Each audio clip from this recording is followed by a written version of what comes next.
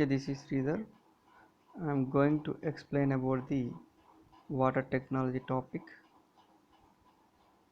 part 3 video. In this, I'm going to explain about the softening methods of hard water through external treatment. The external treatment of water, the external conditioning of water. Softening of water can be done by the following methods. One is lime soda method, zeolite process or permuted process, and ion exchange or process or demineralization method. And next one is mixed bed deionization method. In this topic, in this part of video, we have to discuss about the lime soda method and zeolite method. The lime soda process, the process in which the lime, calcium hydroxide, and soda, sodium carbonate, are added to the hard water to convert the soluble calcium and magnesium salts to the insoluble compounds by the chemical reaction.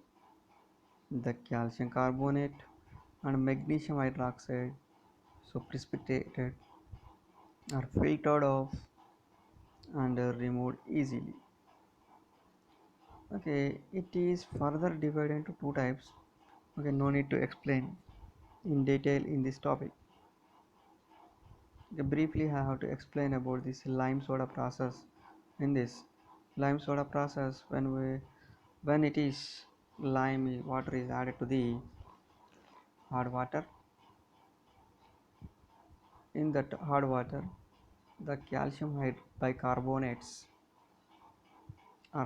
calcium bicarbonates, magnesium bicarbonates are reacts with the lime water, which forms the carbonates of calcium and magnesium. Then these can be removed from the water easily. Okay, in this method we have to observe the calcium precipitates of calcium carbonate and magnesium hydroxide. Okay, in first step, when it is that when temporary hard water containing the calcium bicarbonate, it reacts with the calcium hydroxide. It forms calcium carbonate and a water molecule. If it is if the if the hard water temporary hard water is containing the magnesium bicarbonate, again it will be reacts with the lime water. It forms the calcium carbonate and magnesium hydroxide and water molecule. The precipitates of calcium carbonate and magnesium hydroxide are very fine and forms the sludge like precipitates in the boiler water and are difficult to remove because it does not settle easily, making it difficult to filter and remove all of process. Finally, the reduces the efficiency of the boiler. Okay, in case of boiler, we have to observe this one. And next one is zeolite process or permuted method for the softening of hard water. Naturally occurring sodium aluminum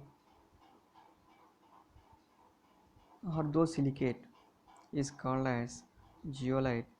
If it is prepared in a laboratory by using soda ash, alumina and silica, then it is called as permuted. Okay, why the synthetic zeolite is better than the natural zeolite for the softening of water means that is simply the natural zeolites are the non-porous. Okay, there is no porous structures.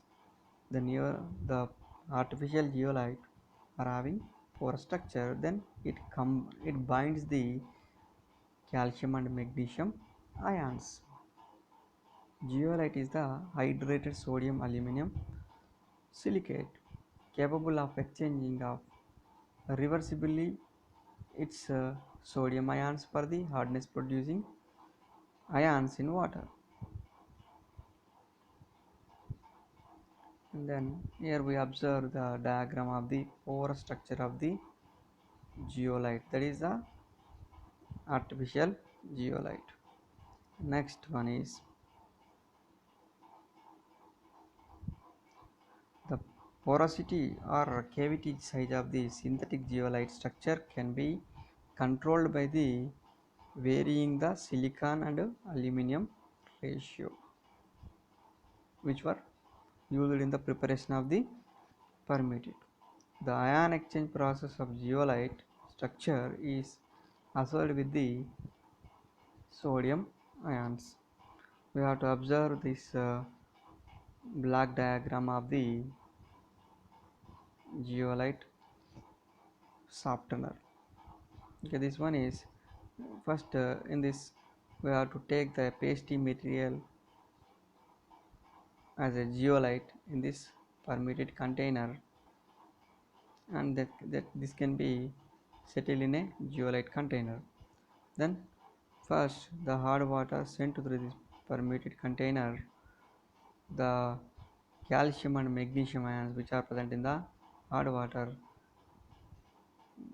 can be replaced by the sodium zeolite or sodium ions which are present in the zeolite container, which converts as calcium zeolite and magnesium zeolite. Okay, this can be happened until the completion of the sodium ions in the zeolite bed.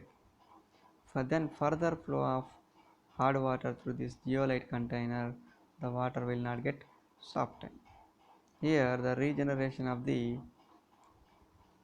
zeolite required in this container. For the regeneration of this zeolite, we have to pass the 10 percentage of brine solution, that is a sodium chloride solution, along with the hard water.